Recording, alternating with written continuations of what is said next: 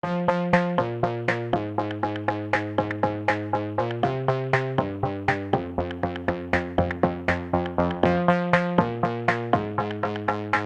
think my degree helped me quite a lot practically in order to figure out my career. There were two modules particularly that I remember: portfolio management and commercial finance. Those two modules were really data heavy and we had to use a lot of Excel, be it formulas, pivot tables, financial models, or interactive charts. What that taught me was how to turn raw data into decisions. I do a lot of analysis, and it is because of my degree that I've been able to turn all of this data into actionable insights or strategic recommendations for the companies I'm working for. I also learned that being an analyst is a way of thinking, actually. It's more about asking the right questions, structuring problems, and also being able to tell stories using numbers. I'm really grateful for Westminster Business School because it opened my doors to a lot of opportunities. For example, my exchange at Copenhagen Business School. Thanks to that opportunity that my school offered to me, it helped me to go and move forward to my next step, which I did in my master. I would take all the benefits of this because it's really important to engage with professionals and also with your peers. I think it's really advantageous for your personal and career path growth.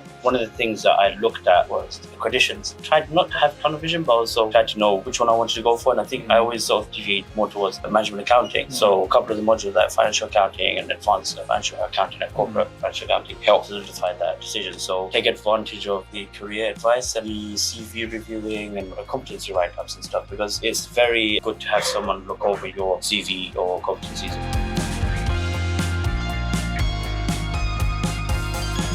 I think for me, I remember very well when I was doing the application process. It's a daunting process. I started January, December. I don't know how many applications I did a lot. So I remember getting a lot discouraged. You're going to get a lot of rejection email. I remember every time receiving a rejection email for me was like, okay, now I need to start again, keep doing it. And I think it's good to apply, but also when you apply also to jobs that you dislike more or you think they're not the right fit, if you get to the interview level, it's good to have some tests of like actual practice and real life practice of like how that will go. So apply a lot. I was not followed enough. I probably should have been. I was so new to the process. I was quite enjoying it. I was learning so much about every company I was applying to. I did around 300 applications for my first job. So it was more of an interesting journey rather than intimidating. However, once I did a few hundred applications, reality set in and I still wasn't able to land a job. And I basically realized that I'm in a very difficult situation because most companies back then were focusing on mass layoffs versus hiring because we were COVID graduates. It was good that I went through all those interviews, the number of applications as well, because I was constantly refining myself. And then when the right role did come along, the role I really wanted, I was a lot more confident. Interviewing wasn't as scary anymore. That's how I got the job. As COVID graduate, I had similar worries in terms of finding a job. Similarly, after doing hundreds of applications, I decided to go for public sector because I had a feeling that they were more strained due to COVID. Instead of having tunnel vision of just applying for graduate, whilst in uni, I used to do part-time finance admin roles through agency, sort of like Brookstreet or Manpower. They have financial admin roles part-time. So I did some of those and I used that experience to try and get into a professional hire. So I managed to do that, but the worry was still there, obviously, like finding a job during COVID and the graduate role as well. It's a hard, long journey, sending CVs all the time, but never stop losing faith, never stop losing energy, and always keep navigating into new opportunities and also studying every time and keep informed about everyday's life, especially for such a big field as finance, which is evolving every day. It's important to keep updated and to have more steps despite the others to gain that particular job.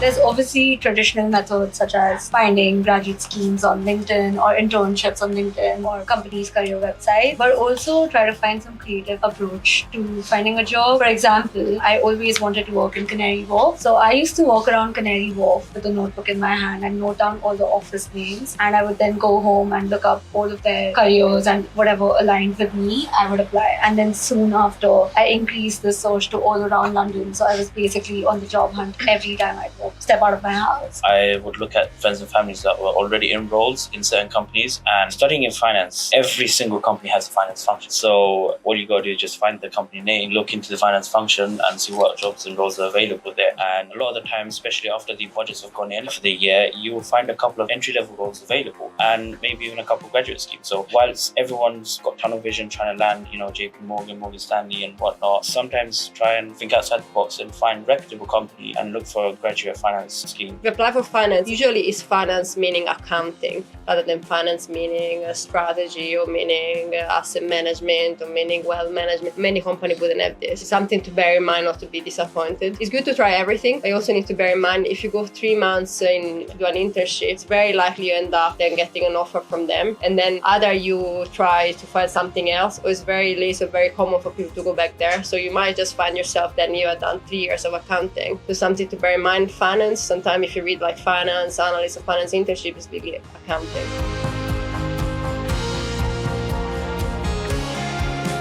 I think that what company looks for are qualification. The more you do, the better. And how you perform to school, the exchange you do, and the master you will do, and all the extracurriculum activities that will be very, very of matter to them. And I'm glad I did what I did in all those years, especially at Westminster with my exchange program and other activities that I did. It brought me where I am. I had like 6 months financial admin for government legal department. I had financial admin for various public sectors, as well as casework and policy work for Home Office. So I had a variation of admin experience. It's not really CV, but a lot of jobs do ask for a covering statement, and a lot of the times they say it's optional, but a lot of the times it does help. I can attest to that because one of the things that I put into my covering statement is I'm interested in completing my CIMA qualification, and it's something that I prioritize, and I think that helped with landing my job. Obviously, your work experience, your education, your skills, they're all really important to highlight in your CV. But for me, I added a bit more of my personality to my CV. So I'm really into adventure sports, and I've done bungee jumping, skydiving. I've also rode an ostrich. I did write that in my CV. In every interview till date, I've been questioned about that. That's kind of like an icebreaker, and it kind of gives an insight of who I am to the interviewer. They can see that I'm a risk taker. I like trying out new things. I'm comfortable stepping out of my comfort zone, which are all qualities that they would look for. I think when you apply also you put the cover letter. I think it's quite important to think about what you write, make it personal, make sure that you show that you really want the position and why you want it. If they have to decide, they want to see your personality and really that you care about the job, because they receive so many applications. So I think it's a way to make it stand out.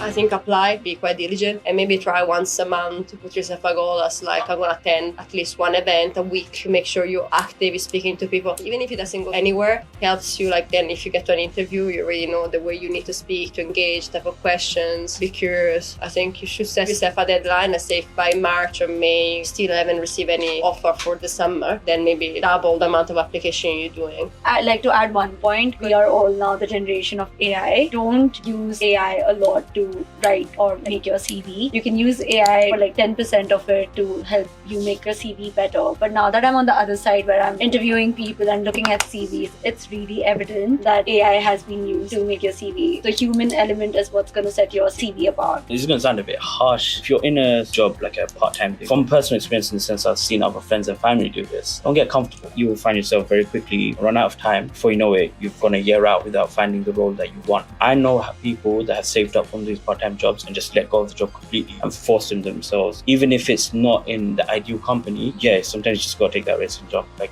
don't be comfortable. The utilization of ChatGPT, I think it's not rewarding because you have to sell yourself to the best offers. So it's your product, your cover letter. So I think it's better for yourself and for everything you did so far to get that job because you did it, not because someone else had to. So that's really important.